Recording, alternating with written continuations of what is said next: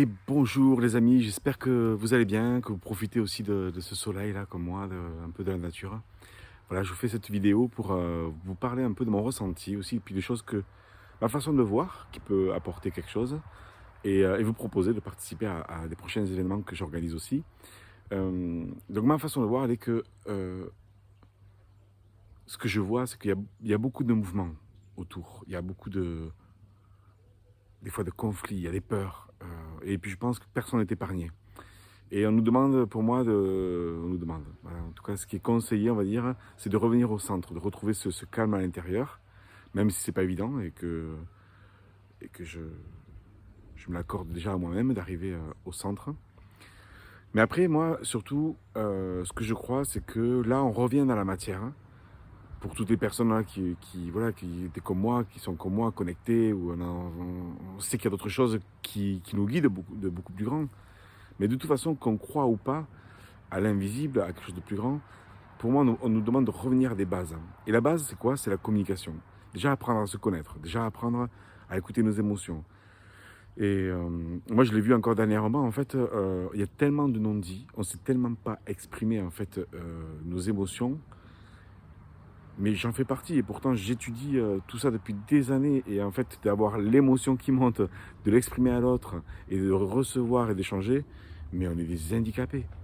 Et je dis on parce que vraiment, en fait, connaissant beaucoup de monde dans ce milieu-là, je m'inclus dedans. En fait, pour moi, on doit réapprendre. Et c'est pour ça qu'il y a des cours de Thomas Danzenbourg, en fait, que je trouve génial, en fait, qui pour moi sont les bases de la communication non violente.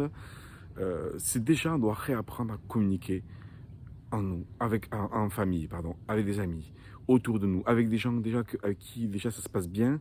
Eh bien, on sait qu'il peut y avoir des non-dits. On n'ose pas parce qu'on dit ah ben non, je vais pas lui dire.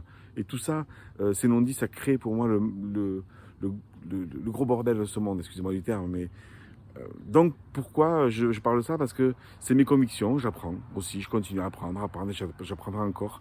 Pour moi, l'histoire du nouveau monde, en fait, c'est un peu ça, c'est on y va. Quelque part où on ne sait pas comment vivre ensemble en paix, on ne sait même pas ce que c'est, je pense. Donc, mais voilà, en tout cas, j'ai créé l'Académie des Andes aussi, des événements pour réapprendre ensemble avec des professionnels, avec des intervenants, avec des gens qui ont envie de partager, pour réapprendre à savoir comment on fonctionne à l'intérieur, comment je peux passer le cap qui a besoin d'être passé en ce moment. Et on a besoin les uns des autres tout en étant seuls dans nos choix. Et donc là, je vous propose avec plusieurs événements. Lundi à 13h, je fais un live pour les entrepreneurs pour leur donner des clés.